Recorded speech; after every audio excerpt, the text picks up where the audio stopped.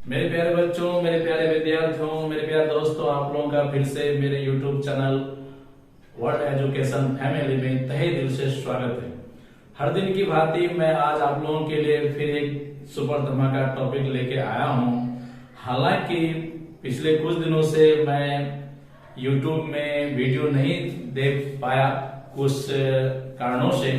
अब फिर नियमित रूप से मैं आप लोगों से जुड़े हुए रहूंगा और इसके लिए मुझे खेद है कि मैं कुछ दिनों से वीडियो नहीं दे पा रहा था कुछ समस्याओं के कारण। लेकिन अब मैं नियमित रूप से प्रयास करूंगा कि आपको कुछ ना कुछ ज्ञान का वीडियो दूं, क्योंकि ये ज्ञान का YouTube चैनल है जिसका नाम है वर्ल्ड एजुकेशन फैमिली। ये पूरी दुनिया ही मेरा शिक्षा का परिवार है और मेरा प्रयास रहेगा कि आप लोगों को थोड़ा बहुत कुछ ना कुछ ज्ञान का थोड़ा बहुत कोई टॉपिक दूं। यही मेरा तहे दिल से इच्छा है। और आज मेरा सुपर धमाका टॉपिक है बिहार में इंग्लिश का बुरा हाल। मेरे प्यारे दोस्तों, मेरे प्यारे विद्यार्थी, आप लोग गौर कीजिएगा। आप लोग भी जानते हैं कि आज बिहार में इंग्लिश का क्या हाल है और इस बात को मुझसे ज्यादा कोई नहीं जानता है कि बिहार में शिक्षा का हाल क्या है, खास करके इंग्लिश का। इंग्लिश का बहुत ही बुरा से बुरा हाल है जो मैं एवरीडे अपने कोचिंग में देखता हूं। इसलिए मैंने अभी कहा कि मुझसे इंग्लिश का बुरा हाल शायद कोई ज्यादा जानता हो। मैं बहुत करीबी से इस इंग्लिश के बुरे हाल को एवरीडे देखता हूं और उसी बुरे हाल को, जो इंग्लिश का आज बुरा हाल है बिहार में, आपके साथ मैं आज शेयर करना चाहता हूं। पिछले 2 दिन में क्या कहता है, एक 2 दिन पहले मेरे पास एक स्टूडेंट आया और उनको मैं 2-4 ट्रांसलेशन बनाने दिया था। एक ट्रांसलेशन मैंने दिया था उसे, मेरे पास एक कलम है। मेरे पास एक कलम है तो उसने उसका ट्रांसलेशन मुझे बना के दिया, माई एम इज ए पेन। गौर करेंगे सब कोई, जिसको भी शिक्षा से मतलब है और आप नहीं चाहते, मैं पूरे विद्यार्थियों से, समाज से, दोस्तों से, जितने भी बुद्धिजीवी लोग हैं जिनको शिक्षा से मतलब है, आप जानिए आज आपके बिहार में शिक्षा का क्या हाल है, खास करके इंग्लिश का क्या हाल है। मैं अपने आप को रोक नहीं पाया कि नहीं थोड़ा समाज को भी बता दूं कि आज हमारे बिहार में इंग्लिश का क्या हाल है। और एवरीडे मैं देखता हूं ऐसा बहुत हजारों बच्चे मुझे बनाएंगे दिए, मेरे पास एक कलम है, माई एम इज ए पेन। मैं शिक्षक हूं, मेरे पास ही बच्चे पढ़ने आते हैं, लेकिन मैं भी कोई भगवान, देवदूत, फरिश्ता, अल्लाह, ईश्वर नहीं हूं। मैं भी एक इंसान हूं। 12 क्लास में बच्चे आकर के ये बना के देते हैं कि मेरे पास एक कलम है, माई एम इज ए पेन, तो मैं उसको इतना बिगड़ा हुआ चीज को, इतने बुरे हाल में, कहा जाता है किसी का अगर बेसिक बहुत कमजोर हो तो उनको आगे में सुधारना बहुत दिक्कत होता है। कहा जाता है कि सुजापुरी में एक जो कंची होता है उसको हम लोग किसी भी रूप में कन्वर्ट कर लेते हैं, मोड़ लेते हैं। उसको हम लोग दंतमंजन बना करके दांत भी साफ कर लेते हैं, फिर उसको 2 भाग में फाड़ करके उसके जीभा बना करके जीभ भी साफ कर लेते हैं। तो ये छोटा बच्चा को सुधारा जा सकता है ठीक उसी कंची के, कच्चा कंची के तरह। लेकिन 12 क्लास का बच्चा वो कच्चा कंची नहीं होता है, बल्कि वो बहुत मजबूत कंची होता है जिसको हम किसी भी रूप में कन्वर्ट नहीं कर सकते हैं। तो इतने बुरे हाल का, इतना क्या कहता है कि कमजोर स्टूडेंट को मैं भी जल्दी सही जगह पे ला नहीं पाता हूं, क्योंकि मैं भी कोई देवदूत, फरिश्ता, भगवान, अल्लाह, खुदा नहीं। और कहा जाता है कि सीखने का भी एक उम्र होता है। बच्चे तो मेरे पास 12 क्लास में या 11 क्लास में आते हैं, सीखने का उम्र बच्चों का है 1 class, 2 class, 3 class, 4 class, 5 class. और बच्चे छोटे उम्र में, कम क्लास में जितना सीखने की उसकी प्रवृत्ति होती है उतना बड़े क्लासों में नहीं होता है। ये मैं नहीं, साइंस और क्या कहता है कि बाल मनोविज्ञान कहते हैं कि बच्चों का सीखने का जो क्षमता होता है वो लोअर एज में, लोअर क्लास में ज्यादा होता है। कोई बड़ा बुढ़ा होकर ज्यादा नहीं सीखते हैं।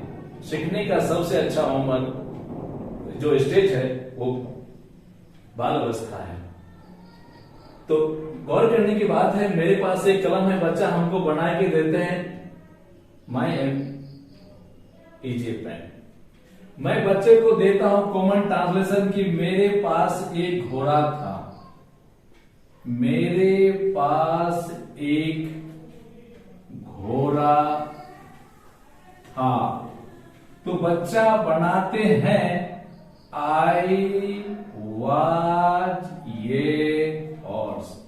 अब तक हजारों बच्चे मुझे बना के दिए हैं, मेरे पास ये घोड़ा था, आई वाज ये हॉर्स।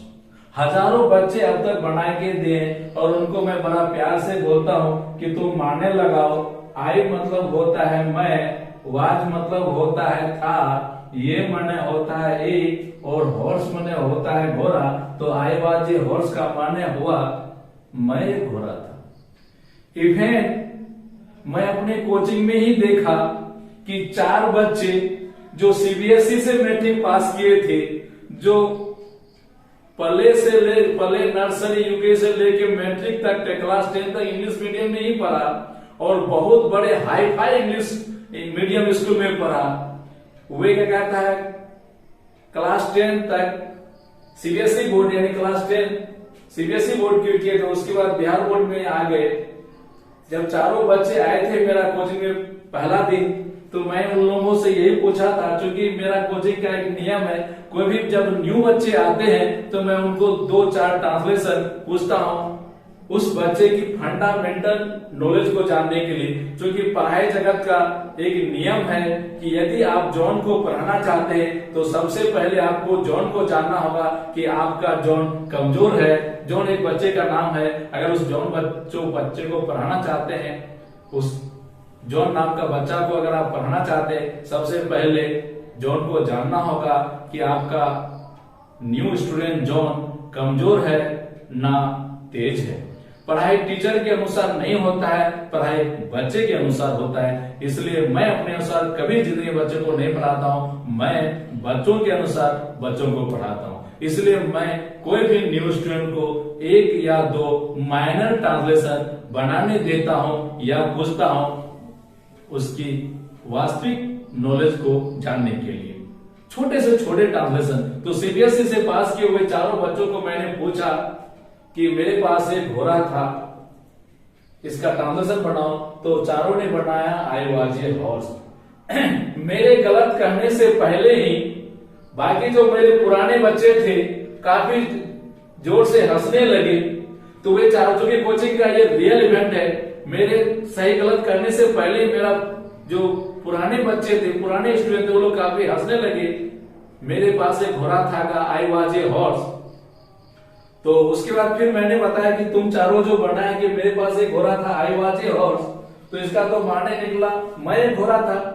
फिर वो चारों बच्चों ने मेरे ऊपर काफी गुस्सा जाहिर करते हुए कहा कि हम लोग सीबीएसई में कोई ग्रामर नहीं पढ़ते हैं, सीबीएसई में कोई ग्रामर वगैरह का पढ़ाई नहीं होता है। मैंने उनको कहा ठीक है, मैं मानता हूं कि सीबीएसई में ग्रामर का पढ़ाई नहीं होता है, लेकिन मीनिंग तो होता है।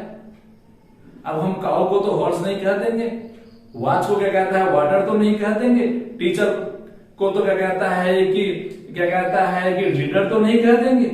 मीनिंग तो होता है। आप मीनिंग तो बैठा के देखिए कि आई वाज ए हॉर्स का माने क्या हुआ। आई वाज ए हॉर्स का मतलब वो मैं एक घोड़ा था।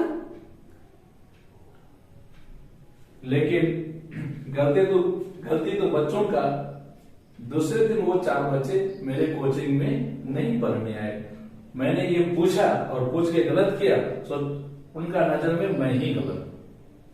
और जरूरत से ज्यादा बच्चे जो कुछ भी नहीं जानते हैं, टीचर के साथ उनका संबंध भी नहीं जल्दी बन पाता है। एक तेज बच्चा को मैं आसानी से अपना भक्त बना लेता हूं, लेकिन एक जरूरत से ज्यादा कमजोर बच्चा को मैं जल्दी भक्त नहीं बना पाता हूं। क्योंकि मैं बच्चों को बोलता हूं आईना भी काम आता है आंख वालों को ही। गौर करेंगे, आईना भी काम आता है आंख वालों को ही।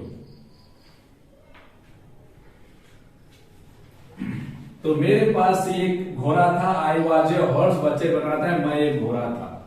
कुछ बुनियादी ट्रांसलेशन जो क्लास 1-2 क्लास का लेवल का होता है वो बच्चे नहीं बना पाते हैं।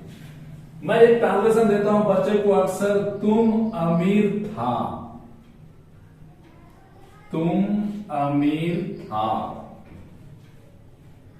तो बच्चे अभी जो बच्चे बनाते हैं गलत का भी कोई लेवल नहीं, गलत का भी एक लेवल होता है, गलत का भी एक लेवल होता है। अगर बच्चा ये बनाए कि यू वाज रिच तो भी चलेगा, लेकिन ये भी नहीं बनाते हैं।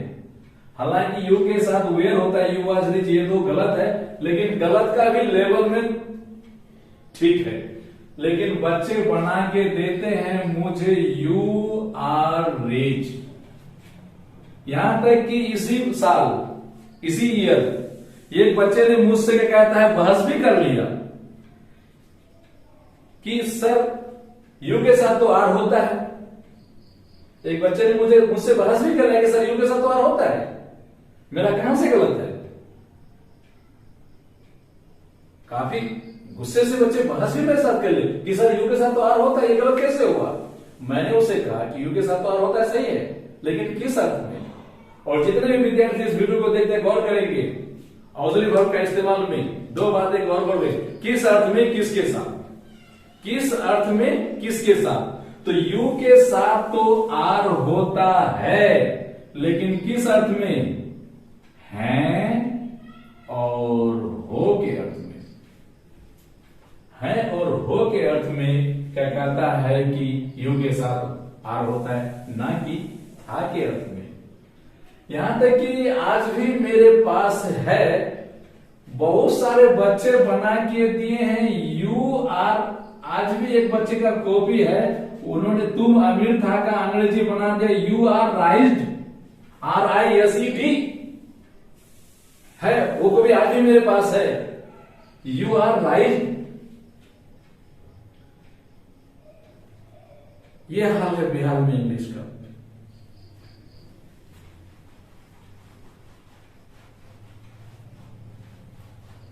हिंदी तो, इंग्लिश तो गौर किस करें, चलो मानता हूं कि इंग्लिश ऑप्शनल था, ये तो बिहार सरकार का गलती कि इंग्लिश को ऑप्शनल रखें, लेकिन अदर लैंग्वेजेस का भी पोजीशन बहुत बुरे हाल में है।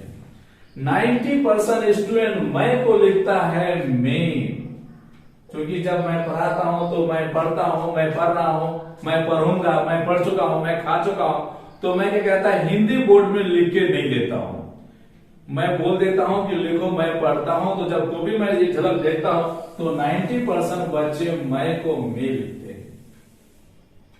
हिंदी का भी बहुत बुरा हाल है, और अभी के बच्चे लैंग्वेज को पढ़ना ही नहीं चाहते हैं, जबकि we can not progress in any sector without language, we can not show our talent in the world stage without language, we cannot show our talent on the world stage without English language.